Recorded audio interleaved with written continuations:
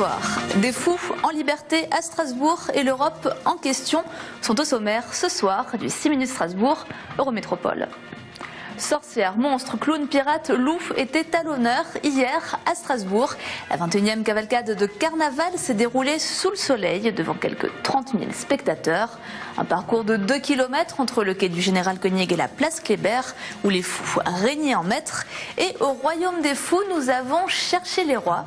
Entre les troupes germaniques et les fanfares rhénanes naviguaient des artistes professionnels, comédiens, circassiens.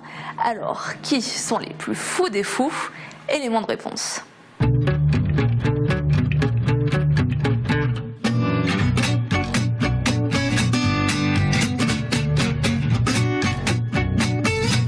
C'est une délégation intergalactique avec 3 bestioles, comme ça, et un autre personnage qui vient d'une autre galaxie, qui s'appelle Grishmlme, qui lui était plutôt une espèce d'ambassadeur plénipotentiaire, assez tchatcheur, sauf qu'il faut arriver à comprendre ce qu'il dit. Voilà.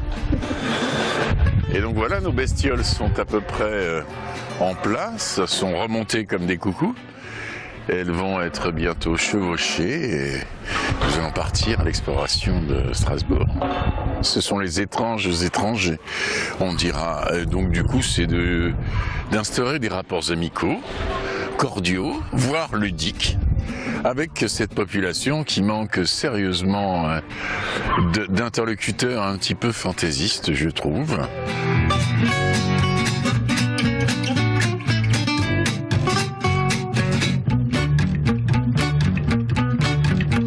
C'est une troupe d'hommes des cavernes qui est perdue dans le monde actuel et qui a subi toute un processus d'acculturation par rapport à leur vie de nomade d'avant le grand clash qui nous a amenés dans le monde actuel.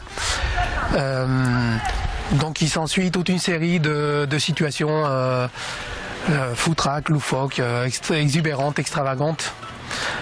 Qui sont joués aussi bien au niveau de la musique qu'au niveau du théâtre, encore une fois.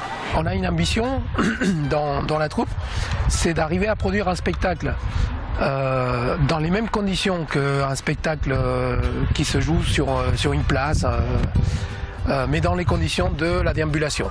Le public change constamment, il n'a pas vu ce qui s'est passé il y a 5 minutes, donc à nous de faire en sorte à restituer tout notre univers sur une très courte période.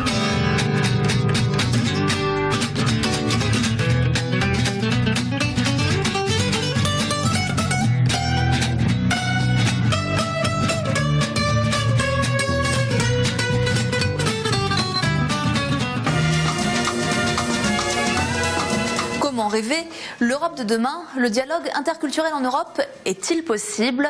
Investir pour l'Europe de l'avenir ou comment réenchanter l'Europe par la culture? Vaste débat, en tout cas les 4 premiers d'une longue série à venir sur l'Europe en question. Des rencontres animées par des spécialistes et voulues et organisées par l'Université de Strasbourg avec la ville. Tout ça va se dérouler au lieu d'Europe à la Robertso et ça démarre jeudi. Alors pourquoi questionner l'Europe? On se rend très bien compte qu'en fait il y a une crise réelle, qui est une crise qui n'est pas simplement européenne, mais qui est une crise du politique au sens plus large.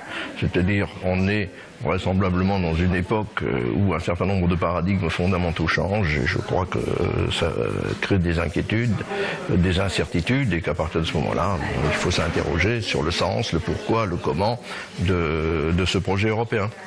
Et on est aussi bien dans la dimension du constat que dans la dimension de la proposition de solution, que dans la volonté peut-être de réenchanter par certains intervenants cette dimension européenne.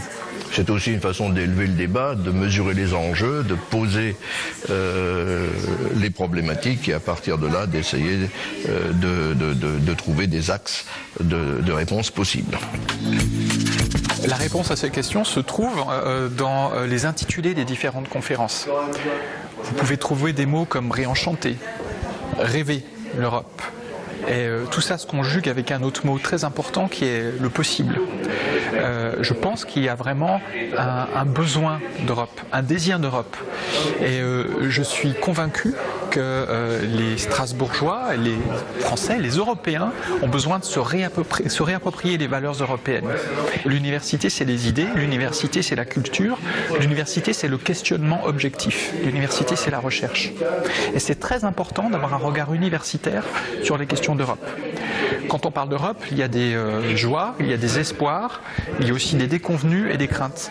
Un regard universitaire, ça va permettre d'avoir une approche décomplexée et pragmatique sur ce qu'est l'Europe et ce que peut être l'Europe de demain.